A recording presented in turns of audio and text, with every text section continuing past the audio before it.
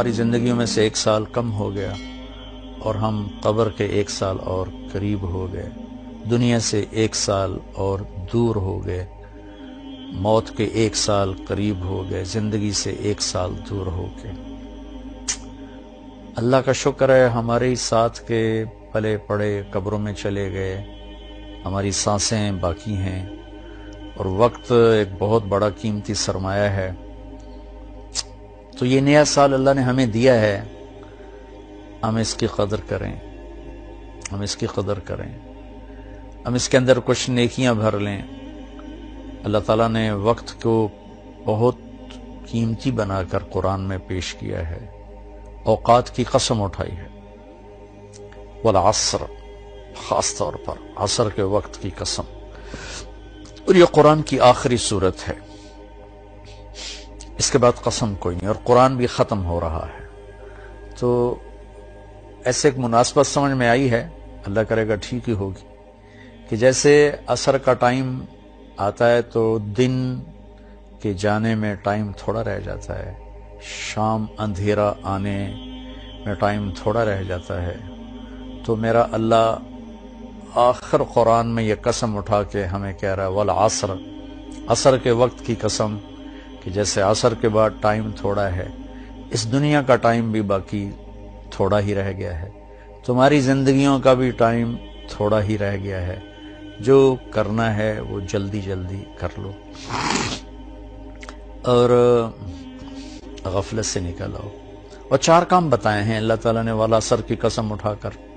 ایک، ایمان لے آؤ، الا الذین آمنوا، شکر ہم ایمان والے ہیں، وعملوا الصالحات، دوسرا اچھے کام کرو، نیک کام کرو، کبیرہ گناہوں سے بچو، ہو جائے توبہ کر لو، ہم کوئی مشین نہیں، اوپر نیچے ہونا انسانی فطرت ہے، ہو جائے گناہ توبہ کر لو، وتواصوا بالحق، ایک دوسرے کو حق کی بات کرو، تبلیغ کرو، جو تبلیغ کا کام، وتواصوا بالصبر، ایک دوسرے کو صبر کی دعوت دو، اس کے لیے تیار کرو۔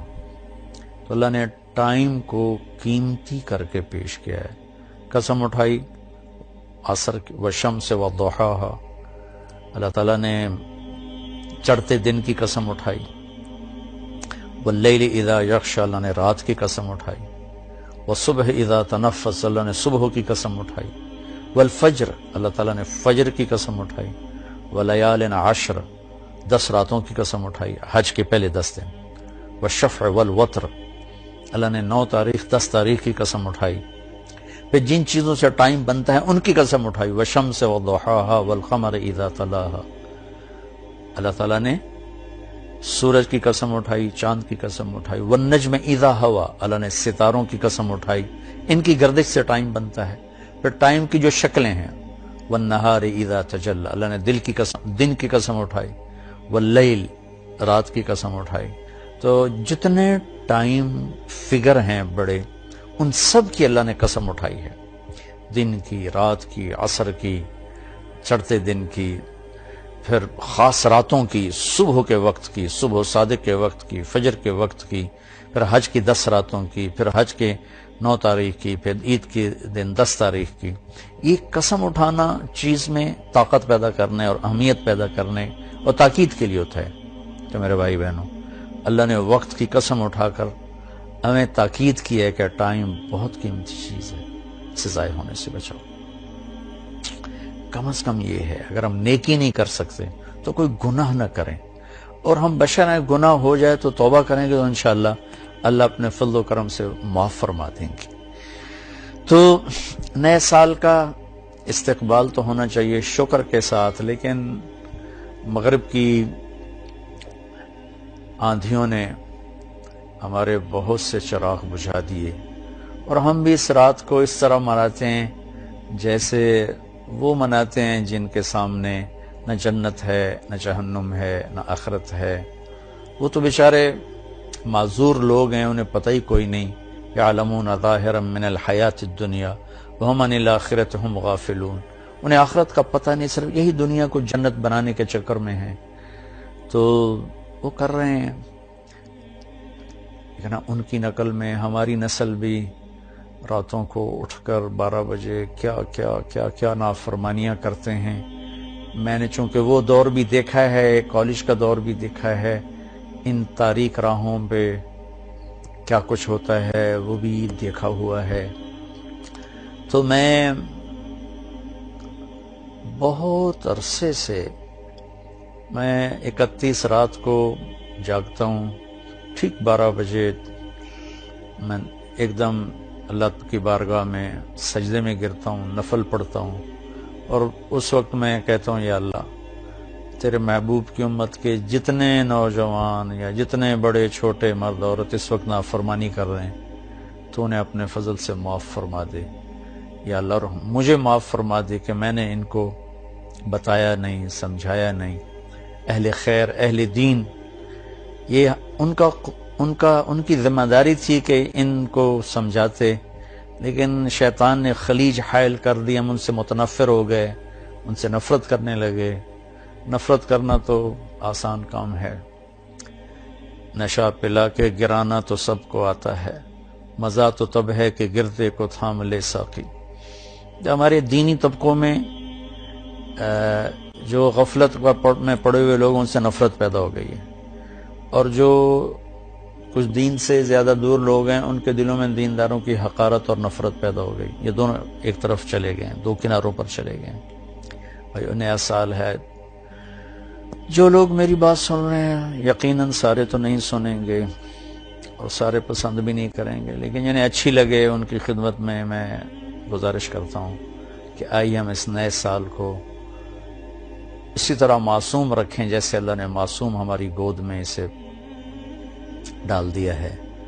ہم اس میں آپس کی نفرت سے بچیں، فرقہ واریت سے بچیں، دھوکے سے، فراڈ سے بچیں، جھوٹ سے بچیں، ظلم و ستم سے بچیں، چوری ڈاکے، زنا، شراب، جوئے سے بچیں، رشوت سے بچیں، سود سے بچیں، کھوٹ سے بچیں، ماں باپ کی نافرمانی سے بچیں، رشتہ داروں کے ساتھ لڑائی جھگڑوں سے بچیں، آپس کی لڑائیاں ختم کریں، کسی سے ناراض ہیں صلح کر لیں، کسی سے نفرت ہے اپنے دل کو دھو لیں، صاف کر لیں، کسی کا بغض ہے صاف کر دیں، کسی نے زیادتی کی ہے معاف کر دیں، ہمارا اللہ بھی ہمیں معاف کرے گا۔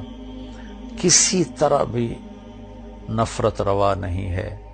میں بڑے منت سے ہاتھ جوڑ کے ان خطیبوں سے کہتا ہوں جنہوں نے صبح سے شام تک صرف فرقہ واریت کو ہی کہ پھیلانے کو ہی دین سمجھا ہوا ہے، اور کبھی کسی کو کافر بناتے ہیں، کبھی کسی کو کافر بناتے ہیں۔ اللہ کے واسطے اور بھی دکھ ہیں زمانے میں محبت کے سوا، راحتیں اور بھی ہیں وصل کی راحت کے سوا، دین کے اتنے مضامین ہیں بیان کرنے کو، لوگوں کو مثبت بات بتائیں، لوگوں کو پازیٹو بات بتائیں، یہ کافر وہ کافر، اس سے نفرت کرو، اس سے نفرت کرو۔ میری تو منت ہی ہے، نہ کارخانے میں طوطی کی کون سنتا ہے، اس بھڑکتی آگ پہ پانی ڈالنا میرے بس میں تو ہے نہیں، لیکن میں اللہ چاہے گا تو کر دے گا۔ تو لیکن جو ہماری نوجوان نسل ہے ان سے تو میں ضرور کہوں گا کہ بچوں مسلمان بن کے چلو، امت بن کے چلو۔ تم کسی سے متاثر ہو، تم کسی عقیدے پر ہو، تم کسی نہج، مسلک، مذہب پر ہو، اس پہ باقی رہو، لیکن اوروں کو جگہ دو، اللہ کے واسطے جگہ دو۔ صرف ہم ہی مسلمان ہیں، باقی سب کافر ہیں۔ ان چیزوں سے واپس آ جاؤ، اس میں تمہیں تباہی کے سوا کچھ بھی نہیں ملے گا۔ میں نے دنیا پھری ہے، تاریخ پڑھی ہے، میں خون کے آنسو روتا ہوں جب مذہب کے نام پہ نفرت کی آگ کو بھڑکتا دیکھتا ہوں، سیاست کے نام پہ قتل و غارت دیکھتا ہوں، درد اٹھتا ہے، ایک ہوک سی دل میں اٹھتی ہے، ایک درد جگر میں ہوتا ہے۔ ہم رات کو اٹھ اٹھ روتے ہیں جب سارا عالم سوتا ہے۔ کسی کہنے والے نے کہا میں نے تو نقل کیا ہے، میں تو ان لوگوں میں نہیں ہوں رات کو اٹھ اٹھ روتے ہیں۔ البتہ دکھ ضرور لیے پھرتا ہوں کہ کاش امت کے اندر محبت ہو، پیار ہو۔ افسران سے کہتا ہوں بددیانتی چھوڑ دو، مزدوروں سے کہتا ہوں خیانت چھوڑ دو، تاجروں سے کہتا ہوں کھوٹ ملاوٹ چھوڑ دو، ذمہ سے کہتا ہوں تکبر، ظلم و ستم چھوڑ دو، طاقتور سے کہتا ہوں اللہ کو یاد کرو، ایک دن طاقت کا نشہ اتر جائے گا، موت اٹھا کے سب کچھ لے جائے گی۔ چور ڈاکوؤں سے کہتا ہوں ہمارے بچے ہو، ہمارے بھائی ہو، آ جاؤ ہم مل کے توبہ کریں۔ فضیل بن عیاض بہت بڑے ڈاکو تھے، ان پورا عراق ان کے نام سے تھر تھراتا تھا اور کانپتا تھا، لیکن جب توبہ کی تو ایسے بڑے ولایت کے مقام پر پہنچے کہ اس زمانے کے سارے اولیاء کرام ان کے سامنے گھٹنے ٹیک گئے. ڈاکو سے اتنے بڑے مقام پر پہنچے. بادشاہ وقت بھی ان کے سامنے بیٹھ کر کانپتے تھے، یا لوگ ان کے ظلم و ستم سے کانپتے تھے، یا پھر ان کی ہیبت اور معرفت الہی اور محبت اللہ کی اور دین کا مقام جو ملا، یا پھر اس سے لوگ ایسے کانپتے. ہارون رشید جیسا جابر بادشاہ عطیات کی شکل میں ان کے سامنے بیٹھتا تھا. اپنے ہی اور سب یہ غلط راستے ہیں. ظلم و ستم کا راستہ کبھی سکھ کا راستہ نہیں ہے. ممکن ہے آپ اپنی طاقت کے بلبوتے اور اپنے باڈی گارڈز پر 4 دن زندہ رہ جاؤ، لیکن آخر موت تو آئے گی نا. پھر قبر میں بہت خوفناک کام شروع ہو جائے گا کہ ظالم کے لیے زمین بہت تنگ ہو جاتی ہے. تو اب ہمارے بچے ہو، ہماری نسل ہو، میں تو تمہارے لیے بھی اتنا ہی درد رکھتا ہوں، کیونکہ ہمارا ہی بچہ بگڑا ہوا ہے. مائیں تو ڈاکو نہیں جنتی، مائیں تو چور نہیں جنتی، مائیں تو کسی کو ظالم نہیں جنتی. ماحول معاشرہ ان کے ساتھ وہ چال چلتا ہے کہ کوئی کیا بن جاتا ہے، کوئی کیا بن جاتا ہے. حکمرانوں سے کہتا ہوں رحم دل بنو، ظلم و زیادتی سے بچو. تمام طبقات سے کہتا ہوں صدق و امانت، سچائی اور دیانتداری، 2 کام اپنے نبی کے ہم لے لیں. ایک سچ بولنا، ایک دیانتداری. ایک ہم جھوٹ نہ بولیں، ایک ہم دھوکہ نہ دیں.